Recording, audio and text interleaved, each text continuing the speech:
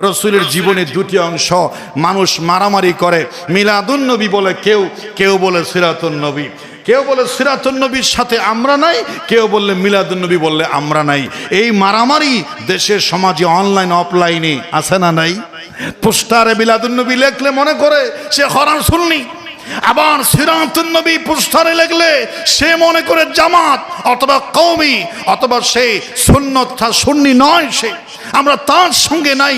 কেন মিলাদুন নবী লেখা হয় নাই? এই ব্যানার নিয়ে ভাগ হয়ে দেওয়ার কোনো প্রয়োজন নাই। এটা একটা শয়তানি চক্রান্তের ফা দিয়েছে জাতি।